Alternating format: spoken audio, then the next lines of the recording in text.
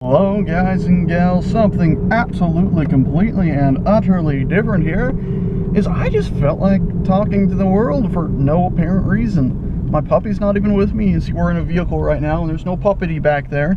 It's very heartbreaking not having him with me. Don't worry, he's alright. He is perfectly fine. We just went to the doctor today. The doctor looked at all his little itchy spots. In my previous video I mentioned the fact that he had a lot of little lumps showing up, a little scaboids sort of forming on those. She said it could be some sort of allergic reaction, could have been the food.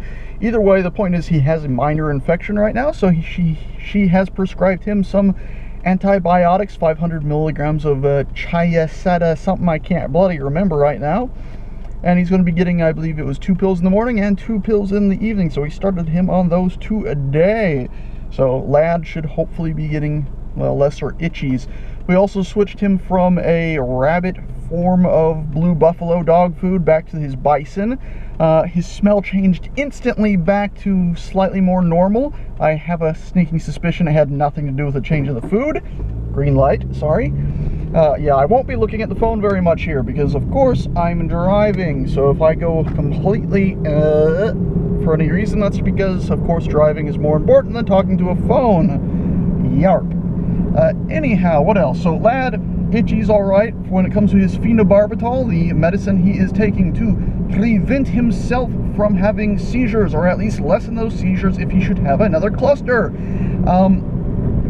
That, on the other hand, he had a blood test done today for that, so they drew the blood, they're sending it off to a lab. The results should be in tomorrow to see if his blood levels of the Phenobarbital are in an ideal range, to see if we should up it, or maybe if it's somehow magically gone higher than it was previously, lower it. Well, it should be higher, but if it's higher than the safe zone, yarp, because he was taking 1.5 pills in the morning, 1.5 pills in the evening, which came out to, I can't remember how many milligrams, but it was 64.8 milligrams per pill. And he has now been upped to 2 pills in the morning and 2 pills in the evening instead of the 1.5. So he's gone up just a tiny little bit.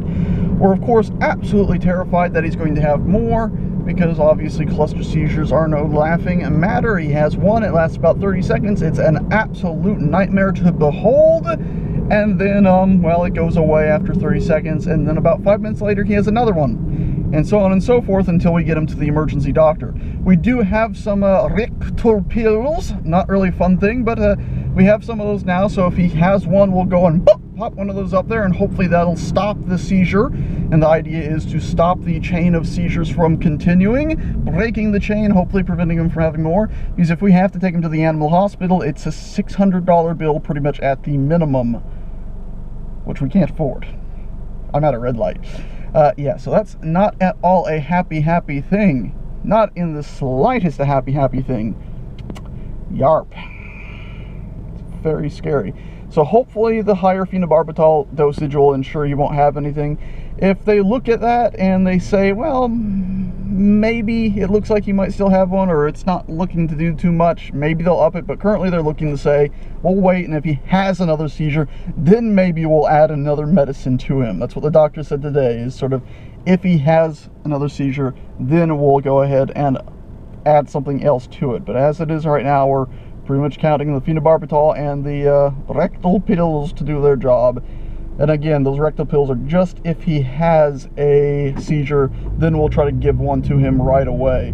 And then if he has another seizure, we'll give him to another one to him. And if that doesn't break the cycle, then they're saying, you gotta bite the bullet and take him to the animal hospital. And that's, again, that's $600 that we can't freaking afford. God, that poor pup does not deserve to suffer like that. Anyway, I just thought I'd give an update. I felt like talking while driving because, let's be honest, driving can be a shockingly boring experience and also a shockingly dangerous experience. So that's one of the reasons, again, I'm not really paying any mind to the phone. I'm trying to be slightly more hyper-observant of the world around me. Yeah. Yarpsy doodle dandy. Anyway, guys and gals, I'm on my way to pick up some more Phenobarbital for my puppy dog and refill a gas tank on meine Vater's car.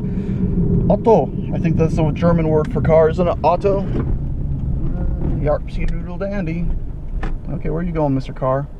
You going, you're, okay. You know, in Florida, it is actually illegal to not use your turn signal in a parking lot, which means if you are pulling in or out of a parking spot, Florida law dictates that you are to be using your turn signal. So I'm in a parking lot right now. I'm actually trying to find a gas pump that isn't super slow at a 7-Eleven. There we go. Ta-da! And you might have heard my turn signal there because, as I said, it's illegal not to use your damn turn signal in Florida when you're in a parking lot. My cousins once upon a time years ago visited, and they were all like, why are you using your turn signal? To somebody who was driving. They were actually mocking somebody in front of us who was using it. It's like, look at this asshole uses turn signal. Motherfunker. Use your goddamn turn signals even when you're pulling in and out of a spot. If you're going to pull out and swing the back of your car to your left, turn the signal on indicating you're going to the left. It's going to make a world a better place. Use your turn signals. Also maybe pray for everyone, including my puppy. Bye-bye, guys.